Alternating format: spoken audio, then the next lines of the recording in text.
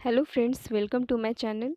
आज हमारे इस वीडियो में मेधावी स्कॉलरशिप की जो मॉक टेस्ट हुई है उसके कुछ सॉल्यूशंस को देखेंगे। तो बिना टाइम को वेस्ट करते हुए हम स्टार्ट करते हैं अपना वीडियो। तो हमारा फर्स्ट क्वेश्चन है, which of the below given statements are true? The earth is the third nearest planet to earth. Second, in size it is the fourth largest planet. Third, it is slightly flattened at the equator. इसमें पूछा जा रहा है इस question में कि इस statement में कौन सा स्टेटमेंट है जो सही है। तो हमारा पहला स्टेटमेंट है कि अर्थ जो है वो हमारे सन का तीसरा सबसे नियरेस्ट प्लैनेट है। तो ये तो सही है कि अर्थ हमारा तीसरा सबसे नज़दीकी प्लैनेट है सन से। सबसे पहले आता है हमारा मरकरी, फिर वेनस, उसके बाद अर्थ थर्ड नंबर पे, उसके बाद मार्स, फिर जुपिटर, फिर सैटर्न, उसके बाद यूरेनस और नेपच्यून। तो फर्स्ट जो है हमारा वो तो सही है। सेकेंड है हमारा, in size it is fourth largest planet, यानी साइज के हिसाब से ये जो अर्थ है हम वो फोर्थ नंबर पे आता है। तो देखते हैं इसका क्या है क्रम। तो सबसे बड़ी प्लैनेट है Jupiter, then Saturn, Uranus, Neptune, Earth, Venus, Mars, then Mercury. तो अर्थ की नंबर कितने पे है? तो 1 2 3 4 5, ये तो फिफ्थ लार्जेस्ट है हमारा अर्थ, और यहाँ कहा गया है कि ये फोर्थ लार्जेस्ट है। तो हमारा ये तो बिल्कुल गलत हो गया स्टेटमेंट, और फर्स्ट स्टेटमेंट सही है। तीसरा है, it is slightly flattened at the equator. हमारी पृथ्वी जो है वो इक्वेटर के पास, इक्वेटर जो कि बिल्कुल बीचों बीच एक इमेजनरी लाइन गुजरती है उसे इक्वेटर बोलते हैं। तो बोला इक्वेटर के पास थोड़ा सा चपटा है, तो ये रॉन्ग है। तो हमारा सिर्फ नंबर 1 जो है वही सही है, फर्स्ट स्टेटमेंट। नेक्स्ट हमारा क्वेश्चन है, फाइंड द इनकरेक्ट स्टेटमेंट। पिछले क्वेश्चन में हमें करेक्ट स्टेटमेंट बताना था और इस क्वेश्चन में हमें इनकरेक्ट बताना है, यानी कि कौन सा स्टेटमेंट गलत है। Each country of the world has one time zone, यानी कि दुनिया में जितने भी कंट्री हैं सबका एक ही टाइम जोन है। तो ये तो गलत है, पूरे वर्ल्ड में टोटल 24 टाइम जोन्स हैं। तो फर्स्ट स्टेटमेंट तो हमारा रॉन्ग हो गया। सेकेंड है कि India lies on the northern hemisphere, यानी पृथ्वी का को जो दो हिस्सों में बांटा गया है, उत्तरी नॉर्थ हेमिस्फेयर और साउथ हेमिस्फेयर। तो इंडिया किस में लाई करता है? नॉर्थ में। तो हाँ, ये सही है। नेक्स्ट है हमारा, India lies 82.5 degree west to Greenwich. India जो है वो ग्रीनविच मीन टाइम जो है वहाँ के हिसाब से इंडिया किस तरफ है? 82.5 डिग्री वेस्ट है। तो ये रॉन्ग है, इंडिया जो है वो 82.5 डिग्री है, लेकिन वो ईस्ट की तरफ है।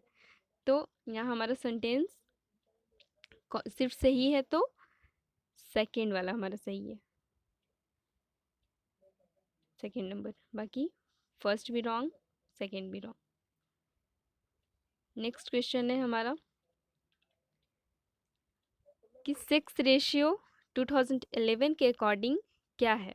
कितने मेल्स पे कितनी फीमेल्स हैं? तो 2011 के अकॉर्डिंग 1000 मेल पर 940 फीमेल्स हैं, ये हमारा आंसर। तो आप यहाँ पे ऑप्शन में देख सकते हैं, सबसे पहले मेल्स पूछा गया तो हम मेल्स वाले को टिक करेंगे, और फीमेल 940 है आउट ऑफ 1000 मेल, तो हमारा थर्ड ऑप्शन सही है।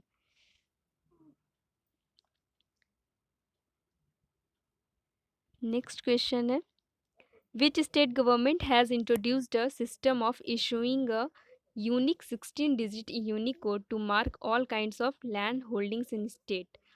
पूछ रहा है क्वेश्चन में कि हमारे भारत के कौन से राज्य ने एक ऐसा सिस्टम निकाला है जैसे कि 16 डिजिट यूनिकोड एक निकाला है, जिससे कि हम जितनी भी ज़मीन जो हमारे पास है उसको एक तरह से एक पहचान दी गई है। जिस तरह से आधार नंबर हम सारे ह्यूमंस के लिए है, हम सबका एक पहचान है, उस तरह से लैंड को भी एक नंबर दिया गया है उसके पहचान के लिए। तो ये किस स्टेट गवर्नमेंट ने स्टार्ट किया?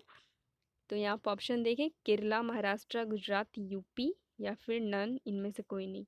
तो ये स्टार्ट किया गया है उत्तर प्रदेश के द्वारा। तो इसमें होता क्या है, फ़ायदा क्या है इससे?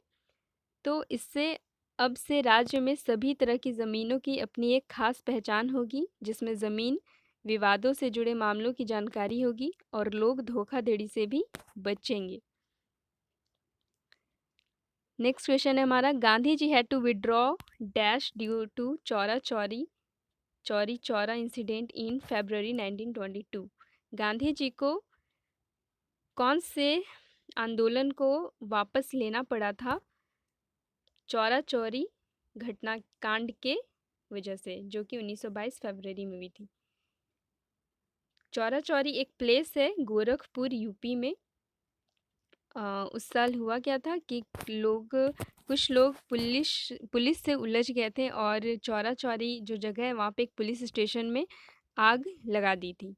तो इसके वजह से काफ़ी लोग मर चुके थे, बहुत सारे पुलिस भी मर गए थे। तो इस वजह से गांधी जी को अपने किस आंदोलन को वापस लेना पड़ा था? तो वो है हमारा नॉन कॉपरेशन मूवमेंट, असहयोग आंदोलन। नेक्स्ट है क्वेश्चन हमारा, the Booker prize of the year 2020 was won by. 2020 का बुकर प्राइज किसने जीता है वो बताना है। तो इसे जीता है, इस मॉक टेस्ट में दो दो ऑप्शन में सेम ही मतलब नाम दिए गए थे, तो इसमें मैं बता दे रही हूँ, सही थोड़ी गलती थी, क्वेश्चन में भी गलती है और ऑप्शन में भी, स्पेलिंग में खासकर। तो ये है डॉगलस स्टुअर्ट, जिनकी बुक का नाम है शगी बैन। ये है राइटर हमारे डॉगलस स्टुअर्ट, और उनकी जो किताब है वो है शगी बैन। ये जो नॉवेल है, इसमें शगी नाम का बच्चा है जो अपने 3 भाई बहनों में सबसे छोटा है, और वो अपने माँ के साथ बड़ा होता है। उनकी माँ का नाम है एग्नेस, जो कि अल्कोहलिक होती है, यानी कि उन्हें नशे का आदत होता है। और ये कहानी है 1980s की कहानी है, जब इंग्लैंड की पीएम थी मार्गरेट थैचर, और ये कहानी है स्कॉटलैंड की। तो फ्रेंड्स, आपको इतना जानना नहीं है, पर मैंने ऐसे ही बता दिया। बस आपको ये जानना है कि 2020 में ओनली बुकर प्राइज़ किसने जीता? तो वो है डॉगलस स्टुअर्ट, और उनकी नॉवेल की नाम थी सगी बैन। नेक्स्ट क्वेश्चन है हमारा मैथ्स का, 16 litres of kerosene is mixed with 5 litres of petrol. The price of petrol is ₹12 पर litre and the price of kerosene is 12 पर litre and the price of petrol is 33 पर litre. तो average आपको बताना है इस पूरे मिक्सचर का। तो सबसे पहले हम देखेंगे कि केरोसिन कितना है और पेट्रोल कितना है। तो केरोसिन हमारे पास है 16 लीटर, और पेट्रोल है हमारे पास 5 लीटर। तो इसमें दाम भी दे दिया गया है कि केरोसिन का रेट है 1 लीटर का 12 रुपये, और पेट्रोल का 1 लीटर का 13 रुपये। तो हम क्या करेंगे कि दोनों के अमाउंट को जोड़ लेंगे, यानी 16 रुपये केरोसिन, 16 लीटर केरोसिन 12 रुपये के हिसाब से, और फिर जोड़ देंगे 5 लीटर केरोसिन 33 रुपये के हिसाब से, और फिर इसे हम डिवाइड कर देंगे जितना भी केरोसिन है और जितना भी पेट्रोल है उन्हें जोड़कर। तो 16 लीटर केरोसिन है और पेट्रोल है हमारा 5 लीटर। तो इसे इस तरह से एवरेज निकाला जाता है, और इसके बाद हम सॉल्व कर देंगे। तो सॉल्व करने के बाद आपका आंसर क्या आएगा?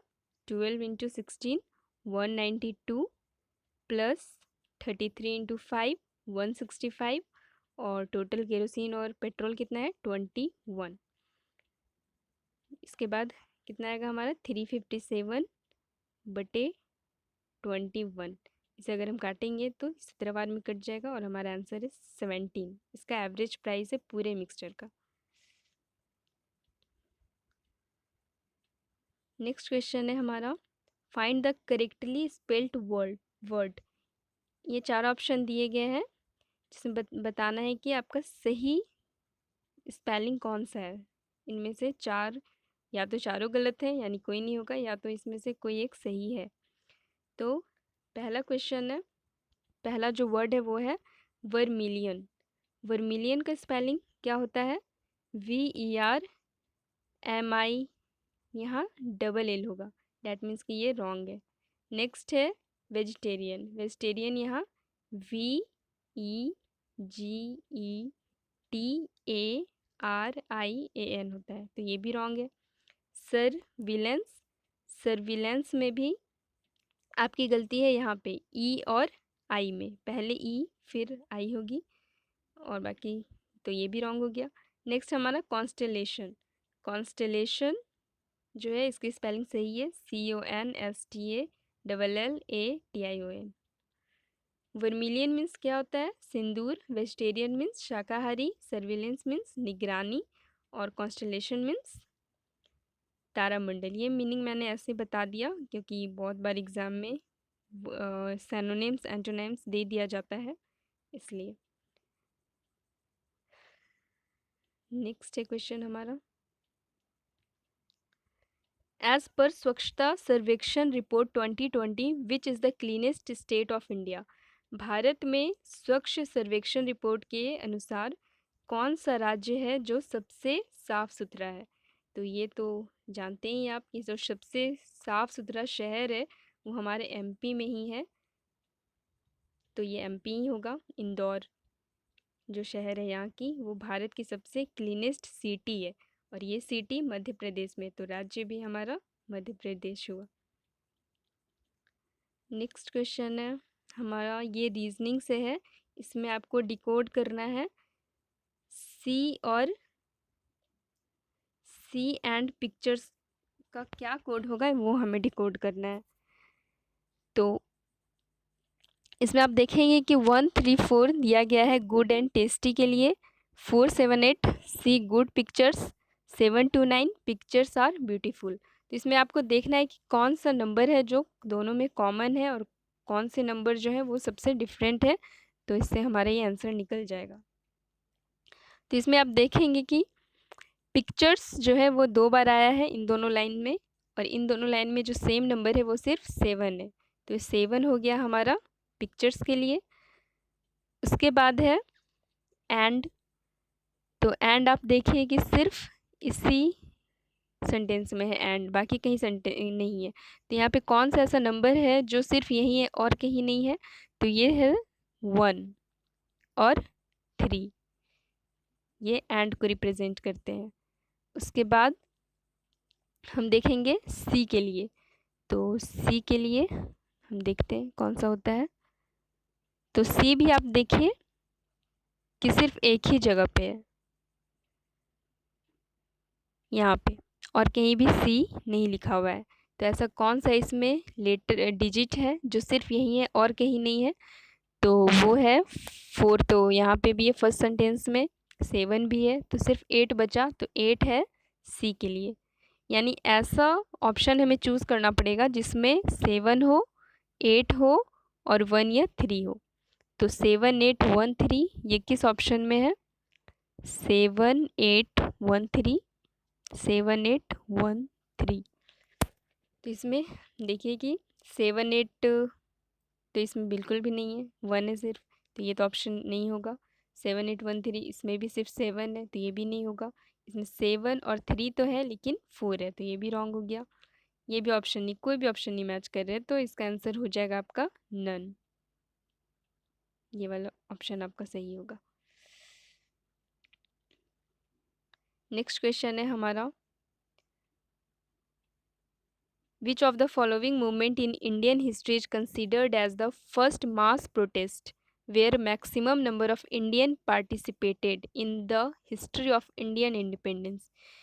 इस क्वेश्चन में हमसे पूछा गया है कि कौन सा ऐसा आंदोलन हुआ है हमारे देश के इतिहास में जिसमें ज़्यादा से ज़्यादा भारतीय लोगों ने हिस्सा लिया था और सबसे ज़्यादा मात्रा में प्रोटेस्ट किया गया था, और ये हमारे इंडियन इंडिपेंडेंस के हिस्ट्री में बताना है।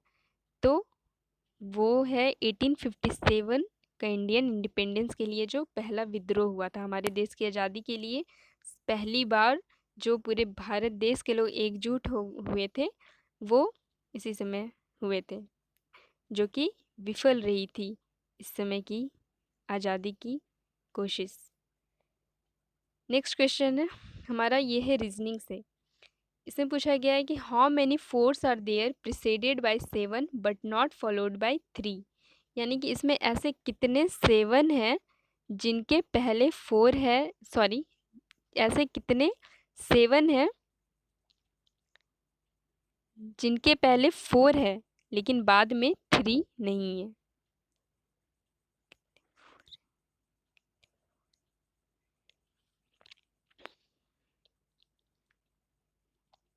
इस क्वेश्चन में पूछा गया कि ऐसे कितने 4 हैं जिनके पहले 7 है लेकिन बाद में 3 नहीं है। तो ऐसे कितने नंबर है वो हम देखेंगे, जो 7 है 4 के पहले लेकिन 3 नहीं है बाद में। तो 7 4 यहाँ है और लास्ट में 3 नहीं है, तो ये हुआ एक नंबर हमारा। यहाँ भी 7 है 4 है पर बाद में 3 नहीं है, तो ये हुआ हमारा दूसरा। तीसरा है 7 4 पर 3 नहीं है, तो ये भी हुआ। यहाँ पे 7 4 है लेकिन 3 है, तो ये हम काउंट नहीं करेंगे। उसके बाद फिर है 7 4 और उसके बाद में 6 है, तो ये नंबर भी हो गया, 3 नहीं है। तो 1 2 3 4 यानी ऐसे चार नंबर हैं जिनके पहले 7 है लेकिन 3 नहीं है, तो आपका ये ऑप्शन हो जाएगा 4। नेक्स्ट क्वेश्चन है हमारा ये रीजनिंग का। इसमें बोला गया है कि मिशन को हम अगर इस तरह से लिख सकते हैं तो ऑनलाइन को किस तरह से कोड वर्ड में लिखा जाएगा। तो फ्रेंड देखिए यहाँ पे कि एस के पहले -2 अगर हम करते हैं एस को, तो जो लेटर आता है वो है क्यू। एन को -2 करते हैं तो हमारा लेटर आता है एल। ओ को -2 करते हैं तो एम। आई का -2 करते हैं तो जी। एस को -2 करते हैं तो क्यू। आई को -2 करते हैं तो जी। एम को -2 करते हैं तो के। ये तो हम समझ गए कि सबका -2 करके लिखा हुआ है, लेकिन ये डायरेक्शन आपको देखनी है कि किस डायरेक्शन में लिखा हुआ है। तो सबसे लास्ट में जो एस है इसका जो अपोजिट है वो सबसे फर्स्ट में लिखा हुआ है। उसके बाद एन है, इसका सेकेंड नंबर में लिखा हुआ है एन का जो -2 करके है। तो वैसे ही आपको ऑनलाइन का देखना है कि कौन सा लेटर होगा। तो ई का -2 आप सबसे फर्स्ट में लिखेंगे, तो ई का -2 क्या होता है सी। एन का -2 क्या हो जाएगा एल। आई का क्या हो जाएगा जी। एल का -2 जे। एन का -2 एल और ओ का -2 एम। तो फ्रेंड ये जो जिससे भी ऑप्शन ये मैच हो रही होगी वही आंसर होगी हमारी। तो हमारी ये ऑप्शन सही है। तो आपको इतना लंबा नहीं देखना है, आपको अगर ऑप्शन में देख लिया कि किस तरह से सिर्फ एक डिजिट को भी आपने देख लिया कि मैच कर रहा है तो वही सही आंसर है। सिर्फ एक दो को ही आप देख लिया लास्ट या फर्स्ट तो काफ़ी है। नेक्स्ट क्वेश्चन है हमारा, how many even numbers are there in the following sequence of numbers which are immediately followed by an odd number as well as immediately preceded by an even number. यानी हमें ऐसे sequence को निकालना है जिनमें कि इवन हो वो नंबर और उसके पहले भी इवन हो और बाद में ऑड हो।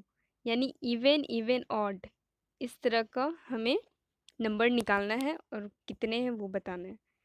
तो इवन इवन ऑड हमें देखना है कितने हैं।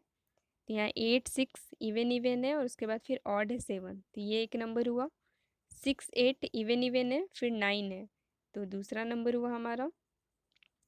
फिर ये ऑड है ऑड है ऑड ऑड फिर इवन इवन 4 और 2 तो इवन है लेकिन उसके बाद भी इवन है, तो हमें इवन इवन लगातार नहीं लेना है 3, बल्कि इवन इवन ऑड लेना है। तो यहाँ एक नंबर हो गया। फिर ऑड ऑड है odd even even even even odd 2 8 1 हो गया इवन इवन ऑड। उसके बाद नेक्स्ट एक भी यहाँ पे फिर अब ऑड नहीं है, तो यहाँ पे टोटल 4 ऐसे नंबर हैं जो कि इवन इवन और ऑड की सीक्वेंस में हैं। तो इसमें आपका आंसर हो जाएगा 4। नेक्स्ट क्वेश्चन है हमारा, लुक एट द सीरीज़। इस सीरीज़ को देखिए और आगे यहाँ पे क्या होगा वो आपको बताना है। तो आप सीरीज़ को ध्यान से देखिए कि 36 में यहाँ माइनस हो रहा है 2 -2। 34 -4 30 से 28 हुआ -2, 28 से 24 -4, यानी इस तरह की सीरीज है -2 -4 -2 -4। तो फिर क्या होगा हमारा -2, यानी 24 में से 2 गया तो 22। यही है हमारा आंसर, ऑप्शन ए।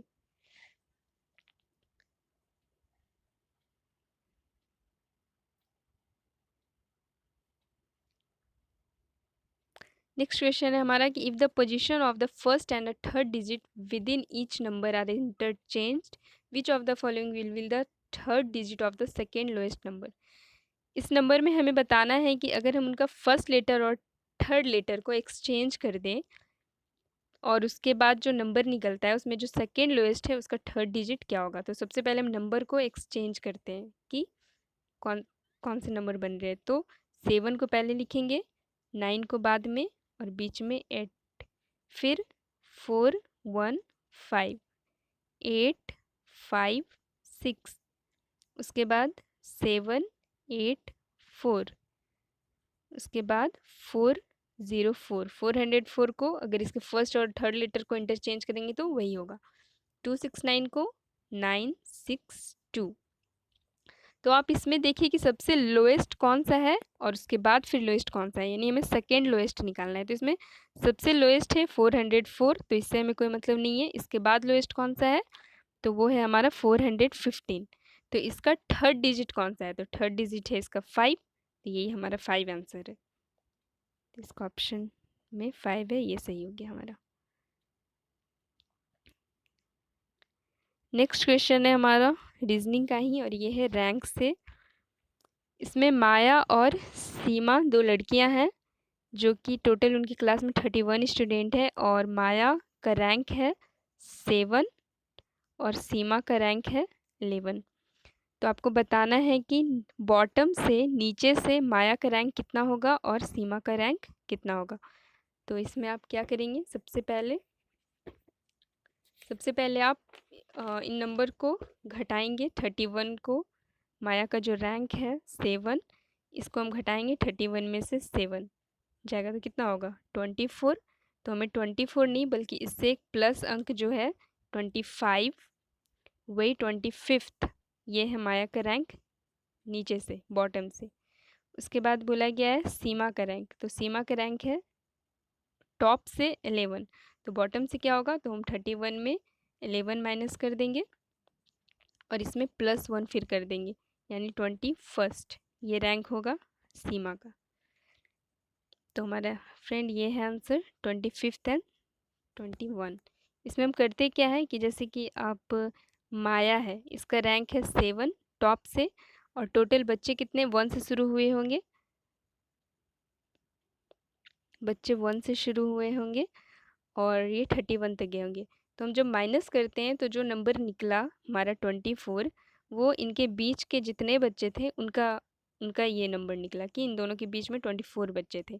पर माया तो उन 24 में नहीं है, वो 25th है, इसलिए हमारा 25th हो जाएगा बॉटम से माया का रैंक और सीमा का 21।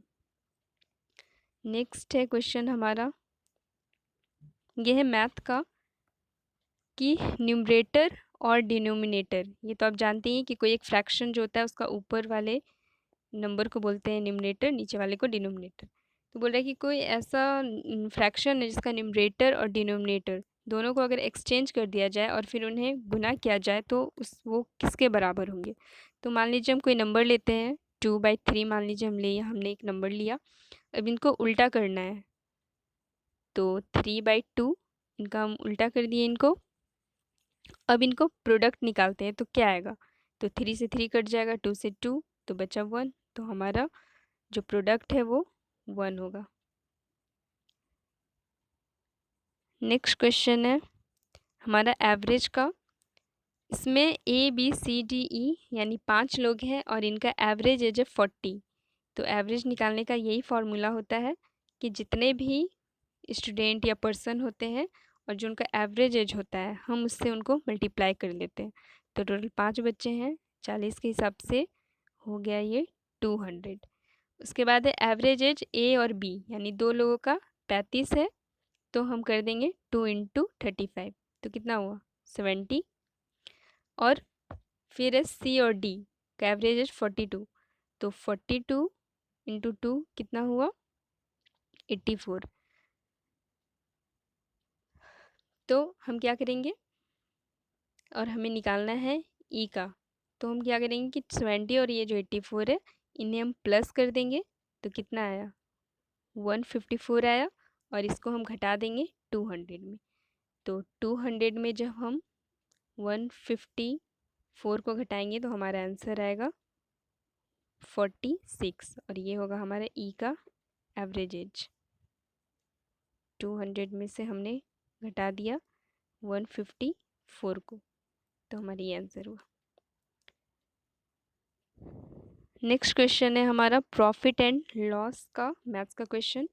इसमें बोला गया है कि 15 एप्पल का जो सीपी है वो एज सेम एज यानी इक्वल है, बराबर है selling price of 20 apples, 20 Apple के एसपी के बराबर। तो इसमें हम इसे काट लेंगे। सबसे पहले 5 3 जा 5 4 जा, डैट मीन्स कि सीपी का 3 हो गया और एसपी हो गया 4। तो हम इन्हें, ये तो हो गए गुना के फॉर्म में, इन्हें हम रेशियो के फॉर्म में फिर लिखेंगे। तो रेशियो के फॉर्म में लिखेंगे तो ये जस्ट इसके उल्टे हो जाएंगे,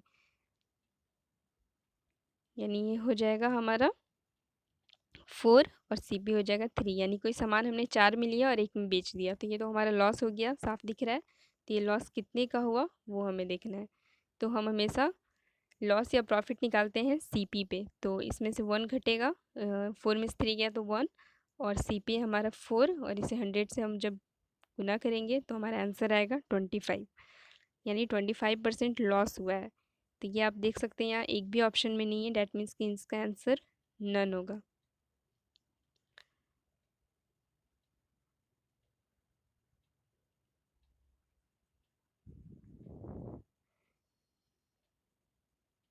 तो फ्रेंड्स इस वीडियो में हम इतना ही क्वेश्चन रखते हैं, और इसके बाद अगर हमने वीडियो बनाया तो उसमें हम आगे के क्वेश्चंस को भी, मैथ्स के और क्वेश्चंस को भी लेंगे। Thank you.